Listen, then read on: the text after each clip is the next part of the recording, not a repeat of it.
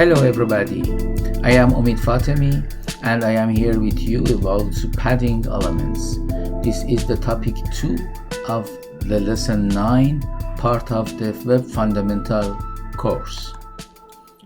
We have talked in the previous topic about margins. Now in this topic we are going to talk about paddings.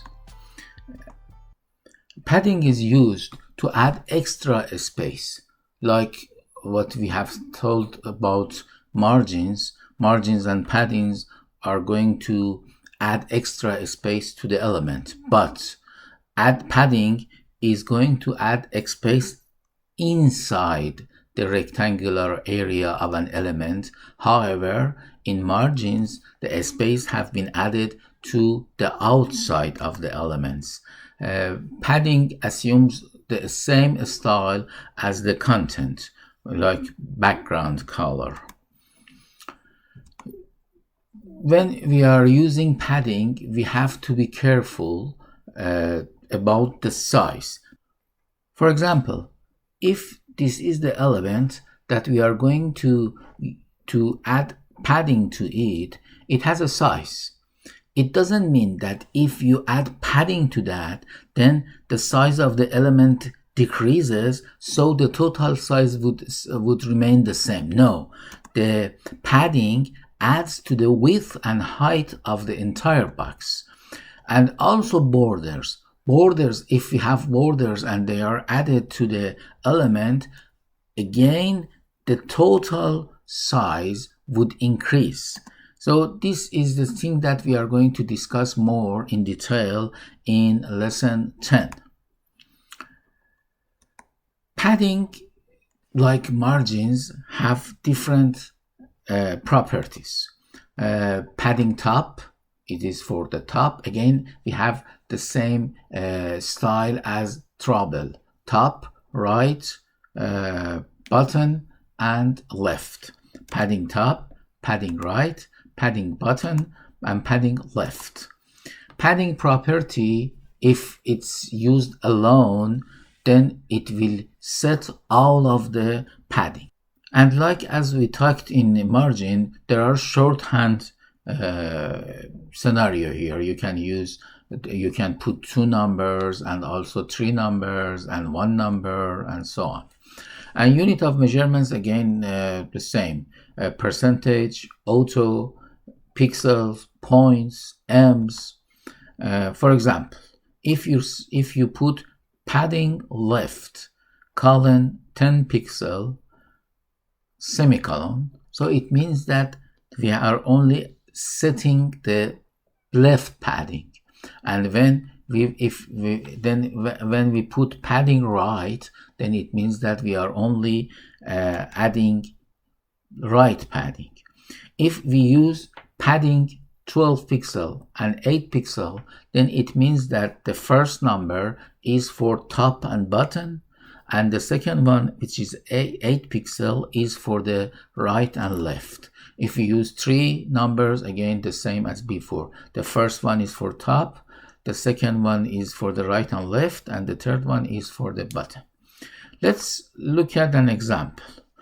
We have 4 boxes with one text box inside, and also we try to put a white background for the text so you could see the box containing the text. For the first one, what we have used is that this div section number 1, the background is red. The background is red and the alignment is center, but the padding is 15 pixel. So it means that 15 pixel from everywhere, from left, top, right, and bottom. The next example, div number 2, here background is green and we have made it aligned to right section. So this, as you could see, this is aligned to the right, and then we put padding 25 for the top, 50 for the right, 6 for the bottom, and 6 for the left. So you could see that 50 is the right padding here. The third example, div number 3, here you see the padding is 6, 6, 6, 50. So top is 6, right is 6, bottom is 6, and the left is 50. The left is 50 here. And the fourth example, we have put padding of 50 for all of the 4 values. So top, right, bottom, and left. They are all padded 50 pixels. If you have thought about margins and padding, you know that the majority of tweaks in web design and making a good layout involve how to use margins and padding. Margins are outside the element and padding is inside it. Understanding and controlling these aspects is very crucial, and you need more and more practice to become a master of how to set the margins and paddings. Now you should think about what we talked in the topic and reflect on these questions. Can you think of a real-world scenario where adjusting padding could significantly improve the visual presentation? Could you think of challenges that you see when you are going to design a layout and you have paddings, borders, and the content itself? And when you are setting padding, how it is important that you should think of the whole rendered size of the element. For the assignment, this time we have a peer assessment. It means that you submit your assignment and then you assess your peer's work. So develop a web page with a header, main, and a footer. So we have 3 semantic elements in the web page, and you apply padding to the elements of the web page.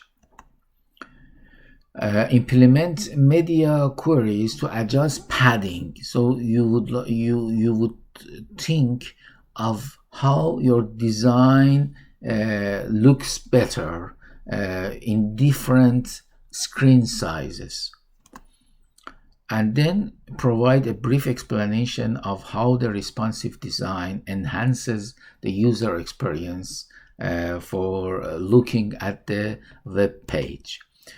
For assessment, I am also providing you the rubric. So based on the different criteria of 1, 2, 3, 4, and 5, you try to grade, to mark your peers' work and submit your assessment. Now it's good that you go to the course site and read the textual content and then reflect and then do your peer assessment. First, you have to submit your own assignment, and then you have to assess others' works, and then you are ready for the next topic. The next topic would be alignment. How are we going to make everything aligned? And also we are going to talk about centering the content. Thank you for your attention, and I hope that you could go to the site and do as much as activity you could. Have a good time.